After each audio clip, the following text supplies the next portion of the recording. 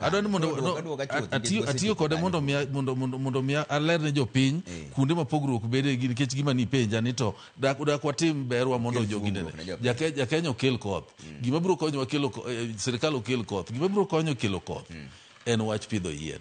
But higa mar 2023 koth nobiro iwacho ni 1050 milliliters. Yes. Higa mar 2024 koth ne ng'eny moloyo. Momiyo awacho ni gimomiyo koth ne ng'eny moloyo ma noingo 1100 isn't it? 1126 to moro cha ne 1050 sawa. Nyiso ni higa mokalo koth ne ng'eny. Koro gima timore donga winjo ka wacho ni nobiro mang'eny molokore floods to ma be koro bedo mang'eny moko kony to ma be higa manomiyo ji fertilizer. Yes.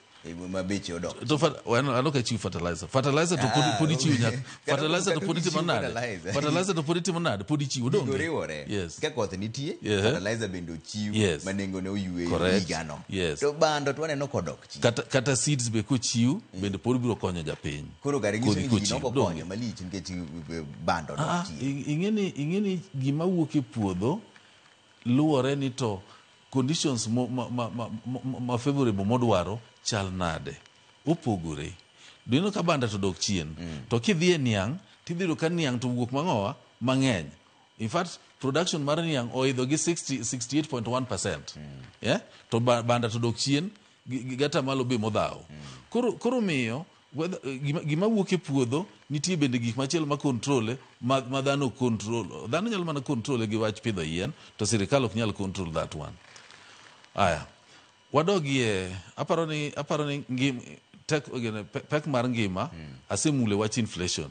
Gimomiyo gigi timore kama koro gini bende ohinyowa mopogore seche mwagolo inflation kaka nyicha madwe mokalo dwe mar ang'wen ne 4.1 yeah to dwe machielo cha ne 3.6 dwe machielo cha ne 3.5 iyudo ka oidho to nitiere ng'at moro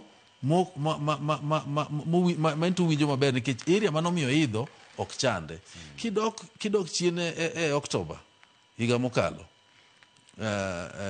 Oktoba en mono bede gi the inflation man piny mogik 2.7 ma waseng'iyo kwadok chien ni to ndalo mane mabende wane gi gini mapiny kama ok wanwang'e. Koro seche manotinie no iyudo ka jomoko to pod ywak nikech kuonde ma gintiere ma giyude nweng'ogi ok oyudo yot. Koro gini chando mopogore opogore matini gimwagolo ni en ang'owa en average mar Kenya omulo kuonde 50 mwawacho ni ka to mulo basket moting'o gik moko 300 to bas wapoge kende kategori mopogore gine kaluwore gi ngima jo hapa Karen Meru to gi Lower. Gigi ng'eny lakini wadhi temo